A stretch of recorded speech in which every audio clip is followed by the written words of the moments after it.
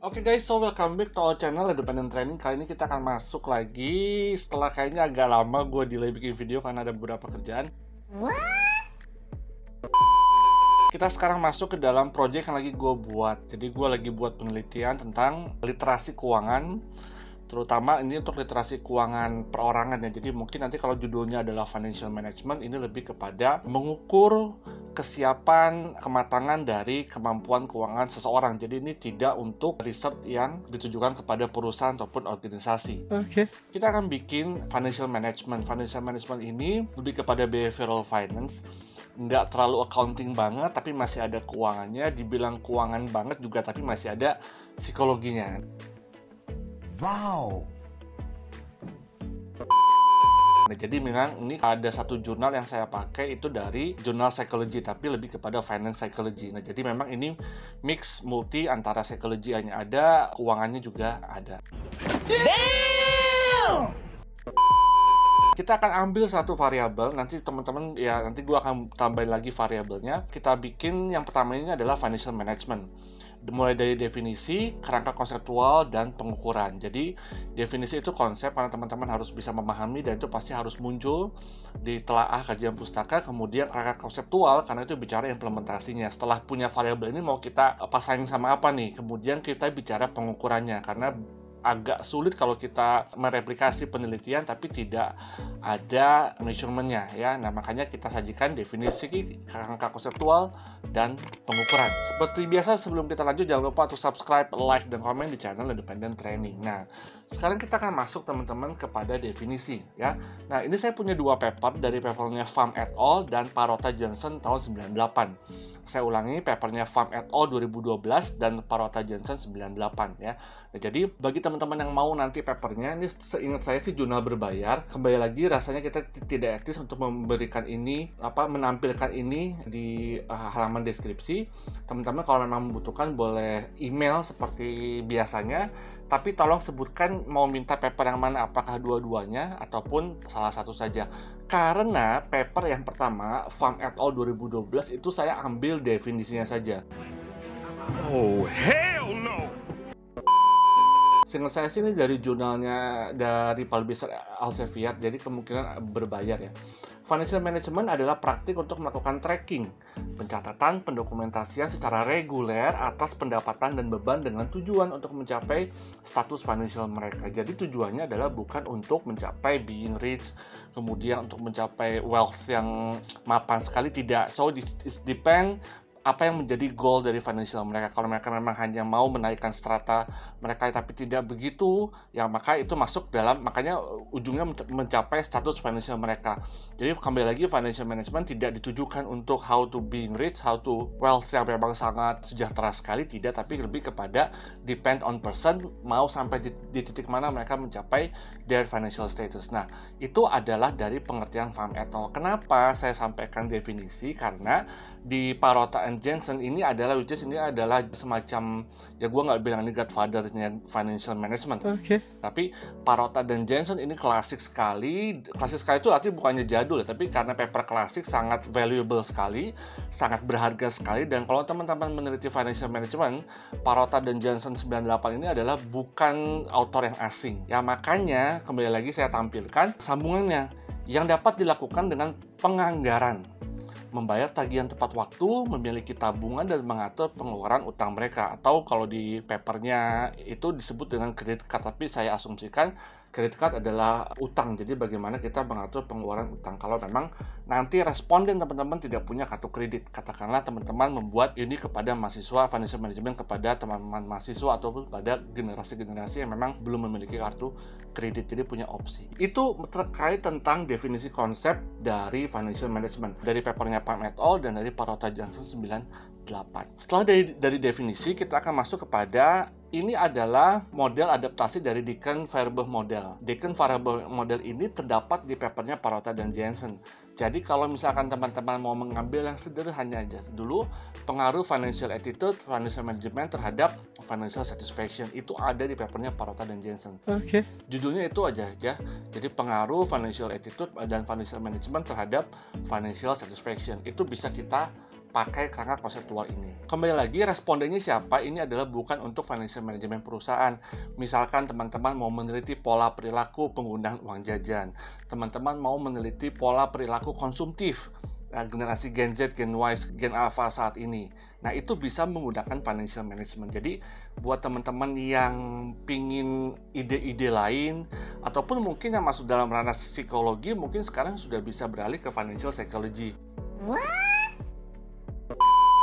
Ya, karena kita bicara materialism, bicara konsumtif, itu tidak lagi bicara masalah monetary motif, tapi lebih kepada juga ada latar belakang, ada psikologi background-nya. Nah, itu penting menurut saya untuk menjadi unsur kebaruan penelitian Anda. Oke. Ya, jadi ini bukan hanya masalah monopoli, oh ini punyanya judulnya keuangan, punyanya judulnya keilmuan tertentu, tapi menurut saya kita harus bersinergi.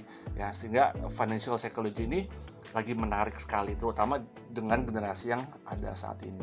Ini adalah kerangka konseptual yang sederhana yang bisa dibuat. Sebetulnya bisa kita tambahkan mediasi, kita tambahkan moderasi, tapi nanti in the next content kita akan buat seperti itu. Pengukurannya dari Parota dan Jensen 98. Jadi saya ulangi kembali lagi, pengukuran ini bukan dari jurnalnya Pam et al 2012. Pam et al hanya kita ambil definisinya saja. Pengukuran kita ambil dari jurnal klasik yang menurut saya kalau pengukuran udah jurnal klasik itu menurut saya udah tidak debatable lagi, karena Parota dan Jensen ini cukup merepresentasikan lah validity dan reliability dari financial management. Nah, ada 6 dimensi.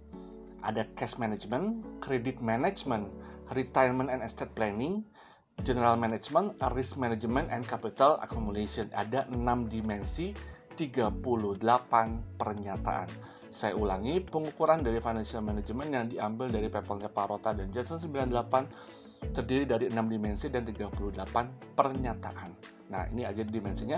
Sekarang kita masuk ke dalam pernyataannya. Nah, ini sorry udah gua highlight, udah gua ambil. Jadi kalau teman-teman note, lihat perhatiin kok udah ada highlightnya. Ini memang mungkin udah punya feeling ya. Ini adalah pernyataan-pernyataan yang saya ambil. Ya, karena memang dari 38 pernyataan, teman-teman hati-hati kalau misalkan variabel ini masih ada variabel lain, jangan diambil semuanya.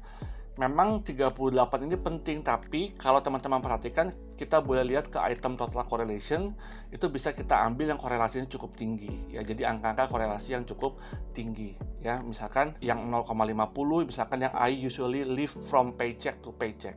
Saya hidup dari cek ke cek. Nah, itu 0,50, mungkin bisa diambil 0,49 yang terakhir. I regularly set aside money for large expected expenses like insurance or taxes. Nah, itu bisa menjadi pertimbangan. Jadi kalau dari 38, saran saya jangan diambil semua kalau teman-teman masih menggunakan variabel lain. Karena nanti kasihan teman-teman yang mengisi kuesioner, responden kewalahan dengan pernyataan yang terlalu banyak. Pertama kita bahas cash management, dimensi pertama dengan 13 pernyataan. Kita lihat sulit nggak sih sebetulnya kalau kita bikin kuesioner ya. I follow a weekly or monthly budget. Saya membuat anggaran mingguan dan bulanan. Saya pikir itu tidak terlalu sulit. I save nomor 6, I save a receipt for major purchases. Saya menyimpan nggak sih bon-bon belanja kalau belanjaan saya cukup besar. Nah, itu pernyataan yang tidak terlalu sulit kita akomodir untuk konteks Indonesia. Kemudian nomor 10, I review and evaluate my spending habit. Saya melakukan review, melakukan evaluasi atas pengeluaran belanja saya. Tidak terlalu sulit. Oke ya, cash management tidak ada masalah. Kita coba kepada credit management. Saya ambil yang warna merah saja. I often spend more money than I have. Saya sering sekali mengeluarkan uang lebih dari yang saya punya. Berarti dia pinjam atau dia berhutang, apalagi dengan pinjol, misalkan seperti itu. Itu korelasinya 0,43. Tidak terlalu sulit kita jadikan dalam konteks Indonesia. I get myself into more debt each year. Saya mendapatkan jumlah utang saya terus naik setiap tahunnya, terus meningkat setiap tahunnya. Nah, tidak terlalu sulit. I pay bill as due, saya bilang dia membayar tagihan tepat waktu. Tidak terlalu sulit untuk kita pakai di dalam konteks Indonesia. Itu dimensi yang kedua, credit management. Dimensi ketiga, retirement and estate planning. Itu cuma ada 3, retirement and estate planning, saya cuma ambil 1. Saya mereview nomor 24, misalkan saya mereview my will periodically. Jadi kalau misalkan teman-teman saya akan mereview apa yang menjadi keinginan saya. Misalkan minggu depan saya ingin beli sepatu, tapi rasanya perlu saya review lagi nih, maksudnya karena income-nya tidak ada ataupun karena saving saya belum mencukupi, saya melakukan review ya. I contribute annually to retirement saving. Ya, I contribute annually to retirement saving plan. Apakah ada rencana tahunan untuk pensiun Anda? Itu nanti bisa ditanyakan, tidak terlalu sulit. Misalkan risk management, ada 1, 2, 3, 4 ya. I regularly set money aside for possible unexpected expenses. saya terbiasa untuk menyisihkan uang saya untuk kejadian tidak terduga, pengeluaran tidak terduga. Ya, itu korelasinya 0,53 cukup tinggi. Tidak ada yang sulit juga. Ini berarti dimensi yang ke-1, 2, 3. Dimensi yang kelima, general management. I create financial goals. Saya memiliki tujuan dalam keuangan saya. Nomor 31, tapi harus ditempelin nomor 31. I make, saya membuat perencanaan untuk pencapaian tujuan keuangan saya. Nomor 31 bisa diadopsi ya, tidak terlalu sulit. Yang terakhir, capital accumulation. I regularly set aside money for saving. Saya terbiasa menyisihkan uang saya untuk tabungan. Nomor 38, setiap tahun saya menempatkan uang saya untuk investasi seperti saham, surat utang, ataupun mutual fund. Ini saya modifikasi dalam konteks Indonesia karena kita investasinya di Indonesia biasa pakai logam mulia, saya tambahkan. So, sebetulnya tidak ada masalah kita memodifikasi kuesioner ini karena dengan dua catatan. Kita menstated bahwa pernyataan ini diadopsi dari Parota dan Johnson 98 dengan modifikasi peneliti. Ya, karena kalau kita bicara investasi stock, bond, and mutual fund, ya mungkin ini lazim di luar dilakukan. Ya, kalau stock dan bond oke lah kita bisa main di handphone, tapi kan investment di kita juga kan masih banyak yang bermain di logam mulia. Jadi saya tambahkan logam mulia untuk nomor 38. Oke. So, itu dia konten kita kali ini, bicara financial management yang bisa dielaborasikan nanti dengan variabel-variabel lainnya. Konsep sudah saya sampaikan, kerangka konseptual sudah saya sampaikan, dan pengukuran juga sudah saya sampaikan. 6 dimensi, 38 pernyataan dari papernya Parota and Johnson tahun 98. Semoga bermanfaat, saya terus di channel Independent Trend.